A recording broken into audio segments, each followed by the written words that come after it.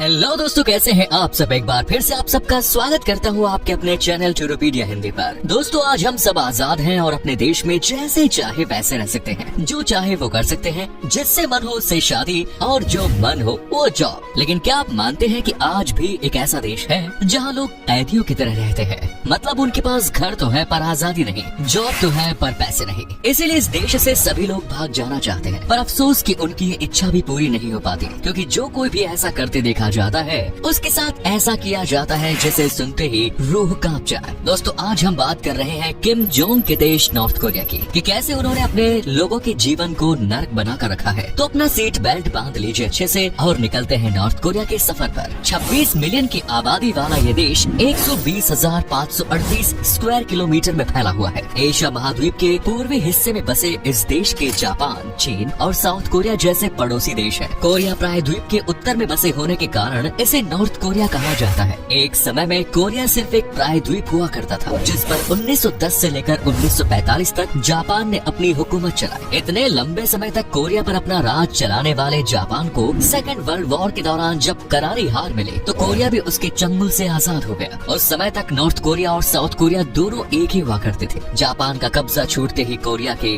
North part को Soviet संघ ने अपने अंडर में ले लिया और साउथ कोरिया पर हाथ रखा अमेरिका ने। अब तक तो सब ठीक ही चल रहा था, लेकिन एकदम से मौसम ने रुख बदला और साउथ कोरिया नॉर्थ कोरिया से अलग होने पर आमादा हो गया। ये सब हुआ सोवियत संघ की वजह से। सोवियत संघ की दखलंदाजी के चलते ही साल 1948 में कोरिया के साउथ वाले पार्ट में चुनाव कराए गए और फिर हुई घोषणा साउथ कोरिया बनाने की। और ठीक इसी समय नॉर्थ कोरिया को भी एक दिशा की जरूरत थी, इसीलिए कोरिया के नॉर्थ पार्ट में भी सुप्रीम पीपल्स असेंबली का चुनाव हुआ और सामने निकल कर आया डेमोक्रेटिक पीपल्स ऑफ कोरिया, यानी नॉर्थ कोरिया। नॉर्थ कोरिया और साउथ कोरिया अब भी जुड़े हुए ही थे, लेकिन इन दोनों देशों के बीच मनमुटाव शुरू से जारी था और साल 1950 में इस मनमुटाव ने युद्ध का रूप ले लिया और नॉर्थ कोरिया और साउथ कोरिया दोनों आपस में भिड़ गए। लंबे समय तक चले इस युद्ध को आखिरकार साल 1953 में सोवियत संघ की दखल के बाद रोक दिया गया। लेकिन इस युद्ध के साथ ही साउथ कोरिया और नॉर्थ कोरिया एक दूसरे से हमेशा हमेशा के लिए अलग हो गए, लेकिन इनके बीच की दुश्मनी अब भी सातवें आसमान पर है।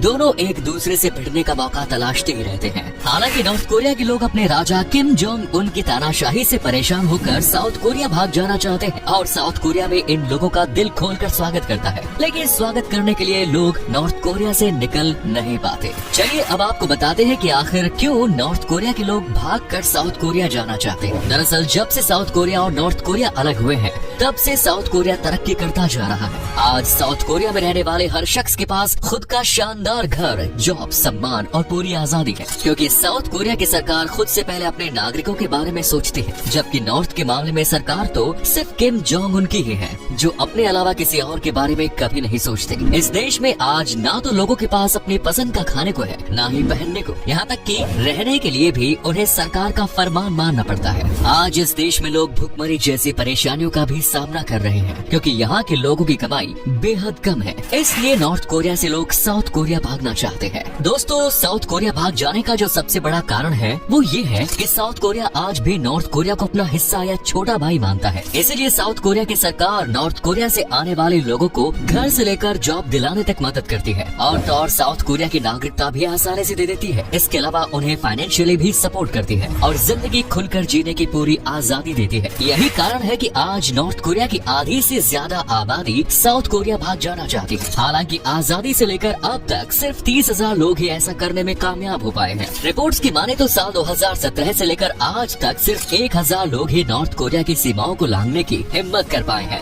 और सुरक्षित पहुंच भी पाए हैं, जबकि कई पकड़े भी गए और उनके साथ जो हुआ वो आपको हिला कर रख देगा। अब आप ये सोच रहे होंगे कि आखिर ऐसा क्या है नॉर्थ कोरिया की सीमाओं पर जो लोग यहाँ से भाग नहीं पाते। ये जानने के लिए हमें नॉर्थ कोरिया के तानाशाह के कुछ कायदे कानून जानने होंगे, वो कानून जिन्हें फॉलो करने से अच्छा लोग मौत चुनना पसंद करते हैं। सबसे पहले बात करते हैं नॉर्थ कोरिया के रेजिडेंशियल सिस्टम की। दरअसल यहाँ फॉलो होता है सॉन्गबन सिस्टम। ये सिस्टम नॉर्थ कोरिया के लोगों को 3 क्लास में डिवाइड करता है। पहली क्लास है कोर। इस क्लास में देश की आबादी का 28% शामिल है। इस क्लास में उन लोगों को शामिल किया जाता है जिन्होंने देश की आजादी के लिए काम किया, मतलब युद्ध में भाग लेकर देश की सेवा की। इस क्लास के लोगों को नॉर्थ कोरिया के सबसे शानदार और राजधानी शहर पियोंगयांग में रहने का मौका मिलता है। ये नॉर्थ कोरिया में सबसे विकसित शहर है। दूसरी क्लास है वेवरिंग। इस क्लास के लोग सरकार की नजर में बड़े सीधे साधे होते हैं, जिन्हें किसी से कोई मतलब नहीं होता। वे बस काम पर जाते हैं, आते हैं और खाकर सो जाते हैं। इसी तरह इनकी पूरी लाइफ कट जाती है।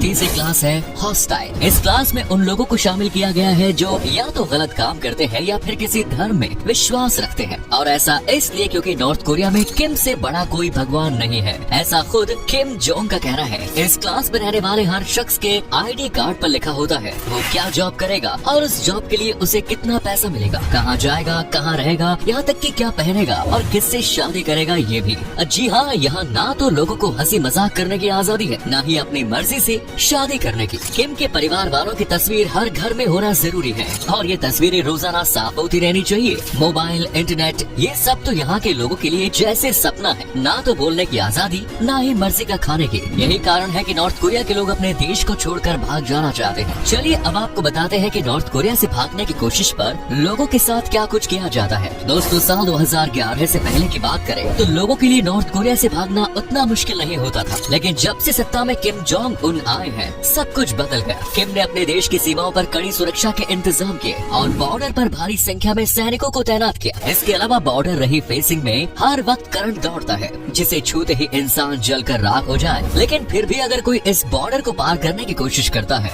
और पकड़ा जाता है तो किम के आदेश पर उसे उसी वक्त गोली मार दी जाती है। वहीं अगर वो सैनिकों के हाथ लग जाए तो उसे बीच बाजार लाकर पूरे देश को लोगों के सामने गोलियों से छन्नी कर दिया जाता है। ऐसा इसलिए ताकि कोई ऐसा करने की हिम्मत ना कर पाए। लेकिन मान लीजिए कि इन सब के बाद भी अगर कोई नॉर्थ कोरिया को छोड़ने में सफल हो गया, तब क्या होगा? तो ऐसा है कि किम जोंग उनके सैनिक देश में रहने वाले हर परिवार पर नजर रखते हैं। अगर उन्हें गलती से भी भनक लग जाए कि किसी परिवार का कोई सदस्य देश छोड़कर भाग गया है, तो किम जोंग उसके परिवार की जिंदगी बदतर बना देता है। उस शख्स को आतंकवादी घोषित कर दिया जाता है और उसके परिवार को उसी तरह से ट्रीट किया जाता है जैसे किसी आतंकवादी के परिवार को किया जाता है। परिवार की आने वाली 3 पीढ़ियों को इसकी सजा भुगतने का फरमान है। इन लोगों को जेल के अंदर आजीवन कारावास के लिए डाल दिया जाता है और ये जेल इतनी भयानक होती है कि नाम सुनते ही रोंगटे खड़े हो जाए। एक एक कमरे में लगभग 200 लोगों को भरा जाता है। जेल में सुविधाओं के नाम पर महज एक टॉयलेट होता है और जेल में किसी को भी चलने की इजाजत नहीं होती। उन्हें 24 घंटे बेड़ियों में रखा जाता है। North Korea